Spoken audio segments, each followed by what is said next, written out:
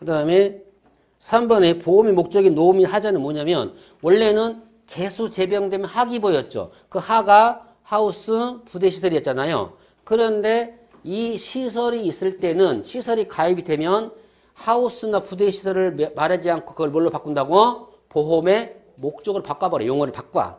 그러니까 개념을 알면 쓸 수 있는데 그 과정까지가 조금 시간이 걸리긴 해요. 그래서 하우스나 부대시설이란 말을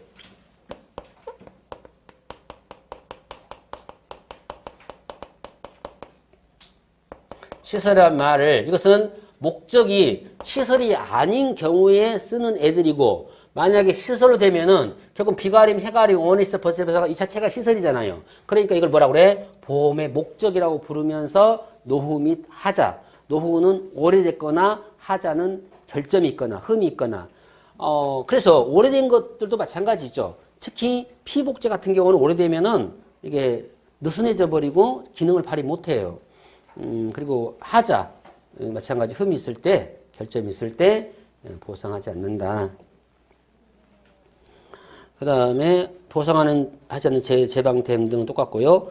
침식과 지하수도 일반적으로 시설에 있습니다. 용어가 침식 활동 및 지하수로 인한 손해 미보상. 그 다음에 수 나왔죠? 재 나왔죠? 그 다음에 병해충 나왔죠? 자 여기서 8번이 원인의 직관절을 묻지 아니하고 병해충으로 발생한 손해, 그것이 병이 개수 재병되면서의 병이에요. 자, 써드릴게. 다시 한번.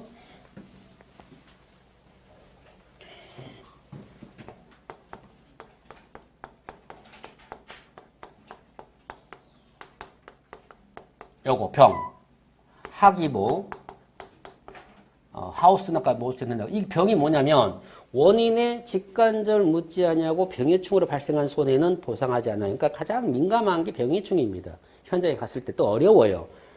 병해충이 종류 안다는 것도 어렵지만 더군다나 뭐가 또 우리를 좀 힘들게 할 수 있냐면 병해충을 보상하는 상품이 고추, 감자, 그다음에 벼는 특약으로 인해서 보상을 하고요. 그다음에 복숭아. 그래서 사실은 병 같은 경우는 고추, 감자, 벼, 복숭아 이 네 개의 품목을 병으로 인한 손해를 보상을 합니다. 그 손해를. 그런데 그래서 고추도 급수가 있어요. 1급, 2급, 3급 급수. 감자도 급수가 있어요. 그래서 1급, 2급, 3급 이렇게 해가지고 급수에 따른 보상을 따로 해요. 따로 하는데 벼는 특약이기 때문에 조심해야 돼요. 여러분들이. 물론 고추나 감자 할 때 그게 급수에 따라서 보상 비율이 달라지기 때문에 그것도 외워야 되지만 벼는 반드시 특약사항을 확인해야 됩니다. 그래야 계약자하고 얘기를 할 때 병충해 있네요. 보상 받을 수 있네요. 라고 했는데 병충해 난 특약을 가입 안 했어요. 그러면 여러분들 잘못 안내한 거잖아요. 그렇죠? 확인 다시 해야 돼요. 하다가도 다시 조사서에 보면은 병해충 특약 가입 금액 다 나와요. 가입했구나. 그러면 이것은 벼멸구로 인한 피해고 이건 뭐 깨신 문일병으로 인한 피해인데 보상이 가능하겠습니다. 다만 100% 보상은 안 되고요. 일정한 비율이 있습니다라고 설명해 드려야 되고요. 복숭아도 보상하는데 근데 복숭아 한면 보면 이것이 원인의 직관제 묻지 않냐고 나와요. 그럼 잘못된 거냐? 아니라는 거죠. 그래서 원래 전에 방법서에는 없었는데 다시 들어왔는데 원인의 직관제 묻지 않냐고 병원신으로 발생한 손해는 보상하지 않는다고 보상해 놨고 단 세균 구멍병은 보상한다 라고 되어 있어요. 단서롭지 않았어요. 복숭아 같은 경우에는. 그러니까 원래는 여러 개를 해준다면은 복숭아 상품에도 원인의 직관제 묻지 않은 병원신 발생한 손해는 없어져야 돼요. 그 미보상에 대한 개념이. 그런데 딱 하나밖에 없으니까 보상 받는 게 그것도 최근에 생긴 거예요. 그러니까 복숭아 항목에는 쓰셔야 돼. 이것을 원인의 직관제 묻지 않냐고 병원신 발생한 손해는 미보상에 써놓고 나서 단서가 있어야 되겠죠. 단 세균 구멍병은 보상해준다. 이렇게 해야 맞는 답이 된다 이 말이에요. 아시겠죠? 그러니까 여러분 생각에는 그러니까 누구나 생각할 수 있어요. 실수겠지 당연히. 세균 구멍병은 보상해준다고 생각하고 있다 보니까 실수로 원인 직관적 문제 아니고 병인식 발생 손해를 안 썼단 말이에요. 맞는 거냐? 맞지 않다는 거죠. 그래서 원리대로 써주시되 이 단서까지 써놨으니까 단서까지 같이 써놔야 답이 되는 거다 이 말입니다. 물론 이제 나중에 공부하겠지만 세균 구멍병은 천공병이라고 해서 복숭아에게 좀 많이 발생하는 피해 상황입니다. 보상되는 거죠. 그래서 병이 그거고요. 그 다음에 9번이 이제 기상특보 관련 재해죠. 10번은 잘 안 써요. 역시 이제 시설에 주로 쓰는 용어예요. 이것도. 전쟁, 내란, 폭동, 소요, 노동쟁이 등으로 인한 손해. 글쎄요, 뭐 전쟁은 그런다 하고 내란은 그런다 하더라도 노동쟁이 때문에 생긴 손해가 무슨 비가림 시설 과수에 날지는 모르겠지만 한 번도 그런 경우는 없었겠죠. 근데 이제 이게 손해보험이다 보니까 그런 여러 가지 약관의 개념을 세워놓은 거예요. 전쟁통에 일어난 일들에 대해서는 보상 안 하는 거잖아요. 그런 개념이다. 그 다음에 궁금해하는 것들이 11번이에요. 제3조 보상하는 손해 제1항에 해당하지 않는 죄. 이게 뭘까 하는 건데요. 3조의 1항이 뭐냐면 자연재해예요. 그럼 자연재해가 종합에는 뭐였죠? 태우가 냉동살안에 조기 폭식하고 호강했다. 그거잖아요. 그것이 아닌 재해. 뭐가 더 있겠죠? 근데 아무튼 그것들로 인한 재해는 보상하지 않는다. 그러니까 원래 규정했던 자연재해, 태우가 냉동살안에 조기 폭식하고 호강했다는 그 외에 다른 재해가 발생했다면 보상하지 않겠다라는 뜻이에요. 이제 이해되실 걸로 보고요. 다음에 12번, 13번 봐볼까? 이게 무슨 말일까? 자, 설명을 해볼게요.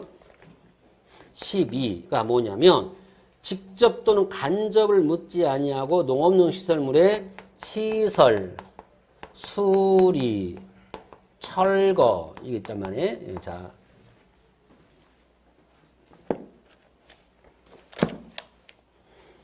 등 관계 법령의 집행으로 발생한 손해다.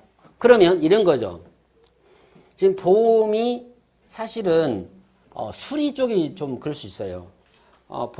왜냐면 시설할 때는 시설 자체가 보험 자체로 가입이 안 돼요. 시설 중에 있는 것은, 즉 공사 중에 있는 건 일단 안 된다고 보시면 돼요. 완성이 돼야 가입되는 거지. 근데 수리는 뭐냐면 태풍이 발생했습니다. 그런데 이제 발생했으니까 그죠? 고쳐야 될 거 아니에요. 그죠? 그럼 고치는 과정에서 발생하는 손해는 보상하지 않는다. 예를 들면 고치는 과정에서 뭐 다른 있을 수 있잖아요. 어쨌든 자연재해로만 관한다. 그것으로만. 그 다음 13번은 뭐냐면 피보험자가 파손된 보험의 수리 또는 복구를 지연함으로써 가중된 손해. 이걸 잘 이해하셔야 돼요. 이게 뭐냐면 지연으로 인한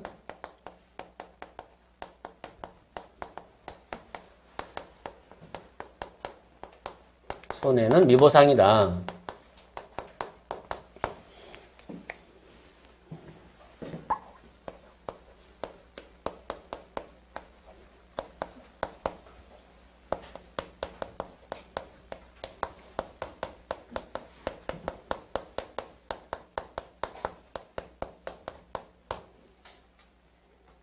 (2020년 8월 10일) 태풍이 발생했습니다.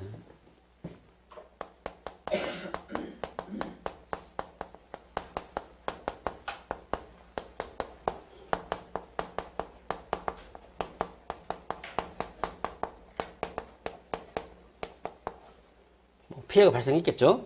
이때 그럴 수 있어요. 포도가 많이 상해 놓으니까 이제 속상하니까 나중에 고쳐, 안 고쳐.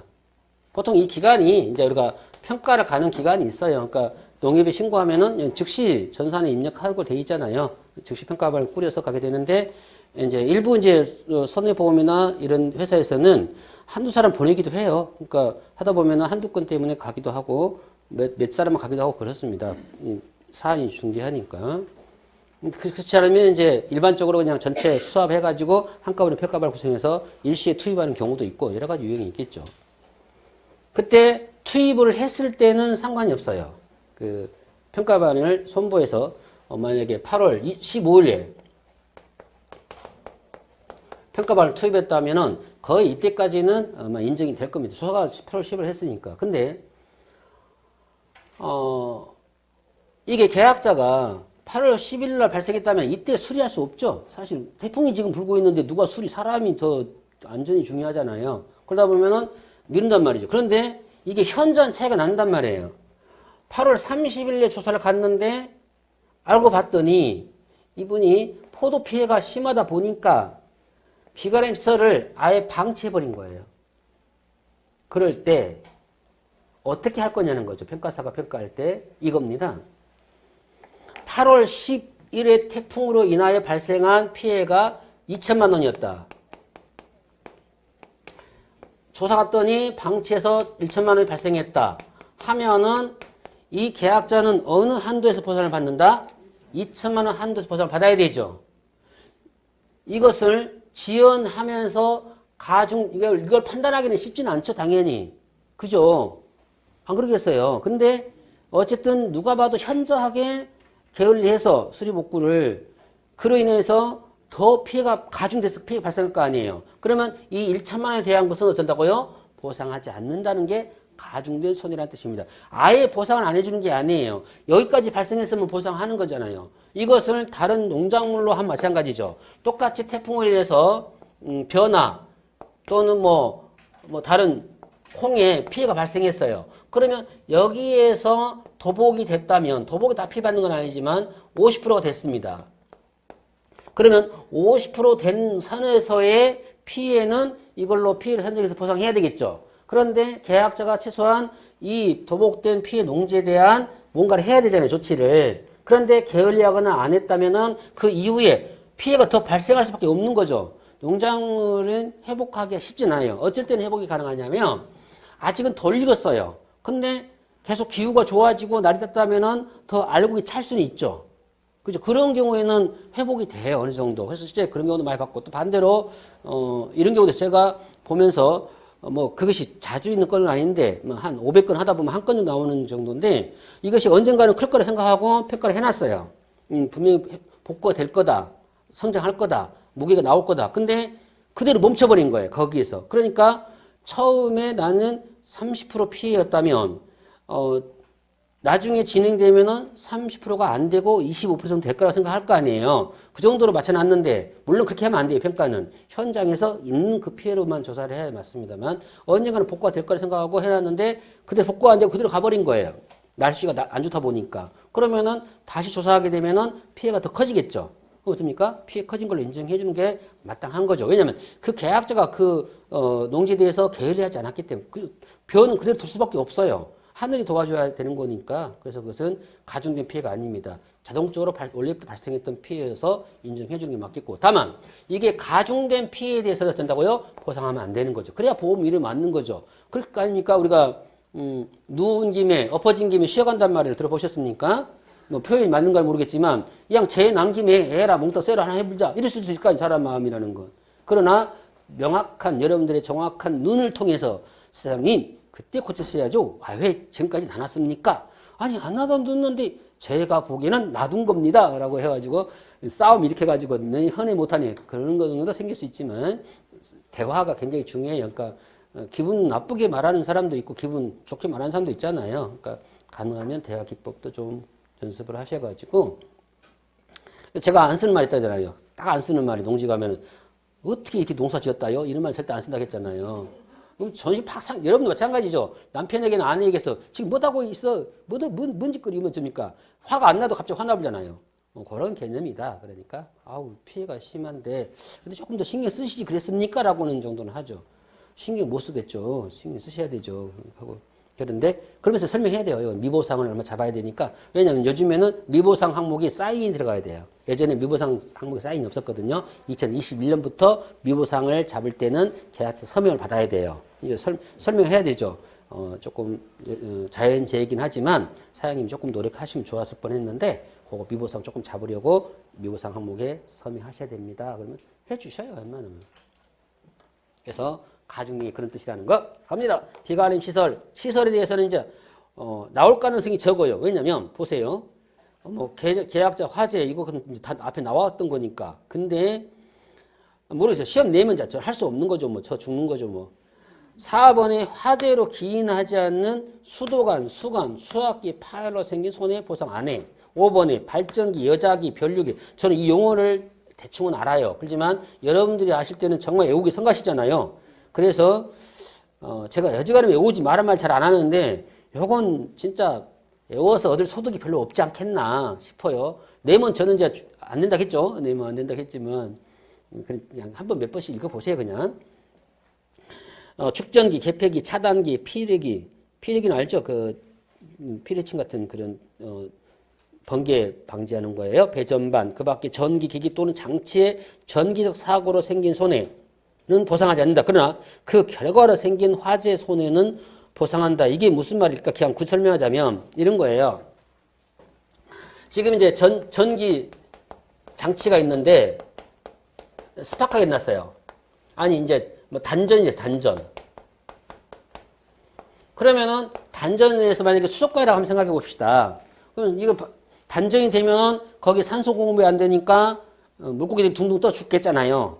그건 보상이 된다 안 된다. 화재 보험에서는 안 되는 거죠. 그런데 전기 장치가 갑자기 스파크가 팍 일어나 가지고 그토록 주의를 기울일 것만 그 옆에 있는 인화 물질에 불이 붙어 가지고 확 수족관이 타버린 거예요. 그럼 어쩐다고요? 보상을 받는다는 거죠. 그러니까 전기장치 단전을 위한 산소 공급이 부족으로 물고기가 죽은 것은 보상하지 않지만 전기장치에 갑자기 스파크나 이런 거에서 발연돼가지고 발열돼가지고 불이 발생했다 그러면 그건 된다. 이런 개념으로 이해하시면 돼요. 원래 화재 보험에서 나오는 용어예요. 그 다음에 6번에 보면은 지진, 분화, 전쟁, 혁명 이런 일은 없어요. 대한민국에. 그죠? 없어야 되고 내란, 사변, 폭동, 소요, 노동쟁이, 기타 이들과 유사한 사태로 생긴 화재 연소. 그러니까 누가 소요란 거 알죠? 예전에 화염병을 들어보셨나요? 화염병 세대가 있어요. 예전에 막 선병 놓고 그냥 병에다 소주병에다가 그런 화염병 시대에 던져버렸어요. 그럼 이거 보상 받겠냐 하는 문제잖아요. 보상 받기 어렵다는 뜻이죠. 읽어보시면 될 것 같고. 나무 손해. 나무는 뭐 외운다고? 보병, 피토. 그렇죠. 자, 잠시 쉬었다가 보험 기간 설명해 드릴게요. 쉬었다 보겠습니다.